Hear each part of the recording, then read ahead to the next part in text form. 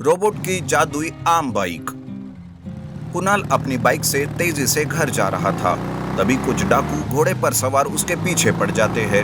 कुणाल डाकुओं को देखकर और भी तेजी से भागने लगता है। तब डाकुओं का सरदार अपने साथियों से कहता है, अरे देख क्या रहे हो, पीछा करो उसका। तेजी से उसके पास जाओ और पकड़ो उसे। हाथ से नहीं जाना चाहिए ये शिकार। भगाओ अपने अपने घोड़ों को तेज।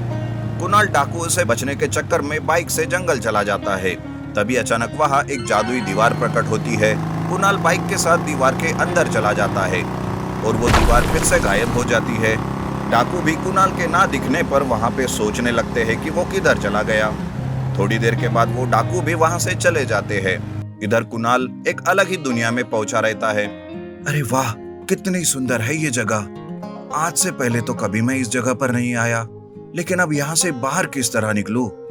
इस तरह वो सोच रहा था कि तभी उसके पीछे से एक आवाज आती है। यहाँ से कोई बाहर नहीं निकल सकता।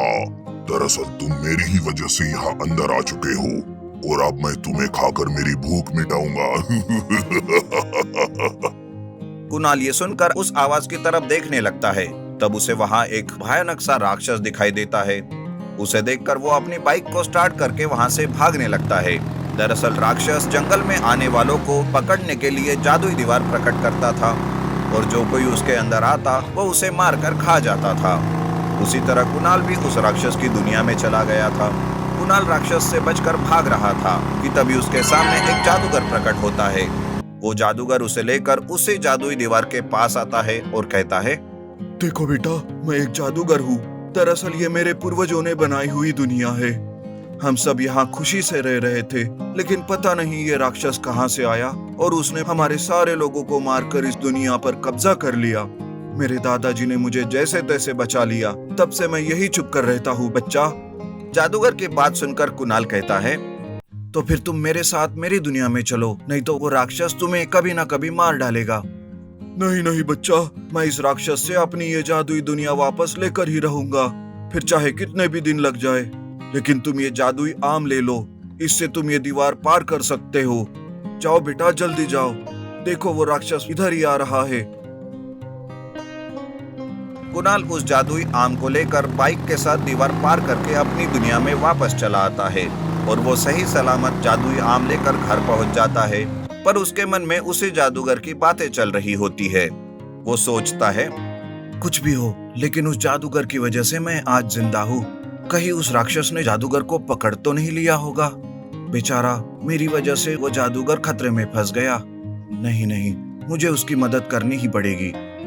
इस तरह कुणाल सोचने लगता है, लेकिन उसे समझ नहीं आ रहा था कि वो कैसे उस राक्षस का सामना करे। तभी जो जादुई आम जादूगर ने कुणाल को दिया था, उससे अचानक से तेज रोशनी निकलने लगती है। उस जादुई आम से निकलने वाली रोशनी कुणाल के बाइक पर गिरती है और कुणाल की बाइक एक मैंगो बाइक में बदल जाती है और थोड़ी ही देर में वो साधारण सी बाइक एक रोबोट में भी बदल जाती है, जिसे देखकर कुणाल बहुत खुश हो जाता है। अरे वाह, ये मेरी आम रोबोट बाइक ही उस राक्षस का खात्मा करेगी। संभल जा राक्षस, मैं आ रहा हूँ तुम्हें मारने के लिए। इस तरह रोबोट फिर से आम बाइक में बदल जाती है। आम बाइक लेकर कुणाल जंगल जाता है और वो उसी जगह जाता है जहां पहली बार उसे वो जादुई दीवार मिली थी। तभी थोड़ी देर बाद वो जादुई दीवार प्रकट हो जाती है। कुणाल आम बाइक के साथ उस दीवार के अंदर जाता है। अंदर जाते ही उसका सामना राक्षस से होता है। उस वक्त कुणाल बिना डरे बिना भागे राक्षस से कहता है, तुम्हारा आखिरी वक्त आ गया है राक्षस। अब मेरी इस आम बाइक रोबोट से बचकर दिखाओ। देखते ही देखते आम बाइक रोबोट में बदल जाती है और राक्षस और रोबोट में लड़ाई शुरू हो जाती है। इस लड़ाई में वो राक्षस मारा जाता है।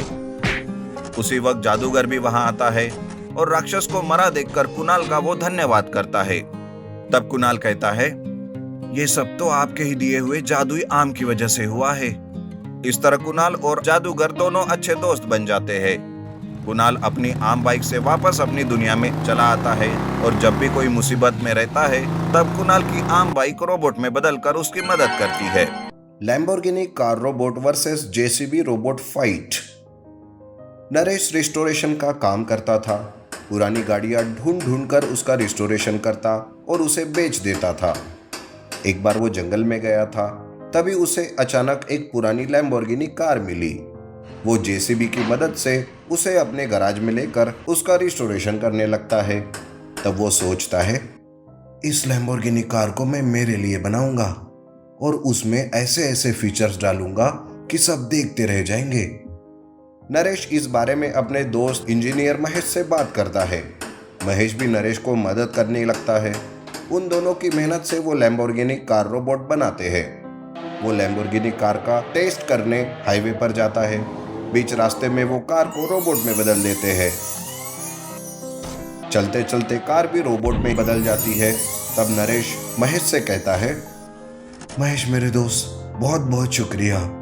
लैम्बोर्गिनी कार तो चकाचक बन गई और तुम्हारी वजह से ये रोबोट में भी बदल रही है। ये इस जमाने का सबसे बड़ा अजूबा बन जाएगा। इस तरह नरेश बार बार महेश को धन्यवाद करता है। अब नरेश उस लैम्बोर्गिनी कार रोबोट की मदद से अपना रिस्टोरेशन का काम भी आसानी से करने लगा। तभी एक बार की बात है, एक स्कूल बस का एक्सीडेंट हो गया था। वो रेलवे ट्रैक पर फंस गई थी। उस बस से बच्चे भी बाहर नहीं निकल पा रहे थे। ड्राइवर तो बच्चों को और बस को वहीं छोड़कर भाग गया था। समय बहुत ही कम था। ट्रेन बस के नजदीक आ रही थी कि तभी लैम्बोर्गिनी कार से नरेश वहां आता है। बिना समय गवाए कार रोबोट में बदल जाती है और उस स्कूल बस को ही उठाकर ट्रैक से निकाल देती है, जिससे बहुत बड़ा हादसा होने से बच जाता है।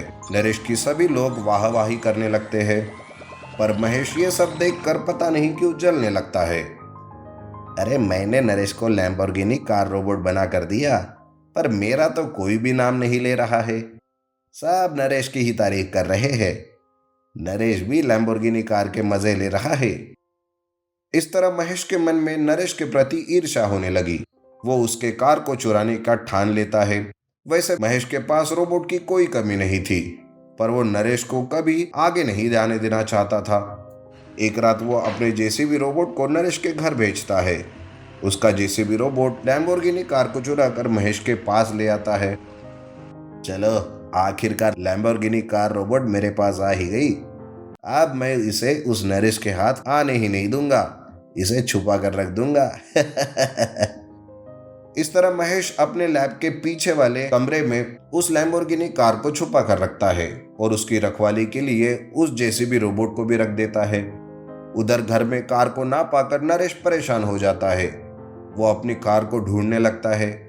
नरेश ने अपनी लैम्बोर्गिनी कार में जीपीएस डाला हुआ था। वो उसे एक्टिव करके कार का पता ढूंढ रहा था। जीपीएस की मदद से वो महेश के लैब तक पहुंच जाता है। तभी अचानक उसका सामना जेसीबी रोबोट से होता है। जेसीबी रोबोट नरेश को आगे जाने से रोकता है। तब नरेश सोचता है, अरे इस जेसीबी रोबोट से तो मैं नहीं लड़ सकता, लेकिन जीपीएस के हिसाब से तो मेरी कार यहीं पर है। लेकिन ये सब किसने किया होगा? मैं तो इस जगह पर पहली बार आया हूं। दरअसल नरेश को महेश के लैब के बारे में कुछ पता नहीं था। महेश को पता चल जाता है कि नरेश वहां आया है। तब महेश सोचता है, मुझे लगा कि यह मामूली मैकेनिक है, पर देखो उसने जीपीएस डालकर उसी की मदद से अपने कार को ढूंढ ही लिया। अब इसे जिंदा रखा तो मेरा राज सबको पता चल जाएगा। नहीं, इसे जेसीबी रोबोट की मदद से खत्म करना होगा।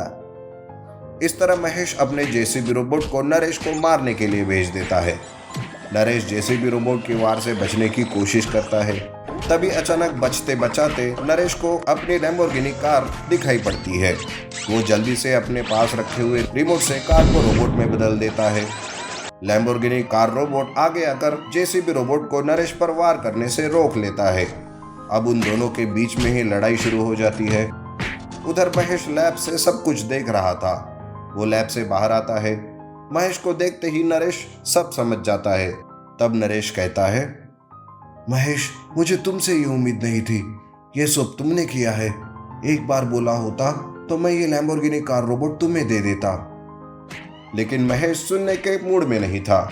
जेसीबी रोबोट के साथ साथ अब वो भी नरेश पर हमला करता है, लेकिन नरेश की लैम्बोर्गिनी कार रोबोट उन दोनों को रोक लेती है। लैम्बोर्गिनी कार रोबोट उस जेसीबी रोबोट के पुर्जे निकालकर उसे खत्म कर देती है और महेश को पकड़कर वो पुलिस के हवाले कर देते हैं।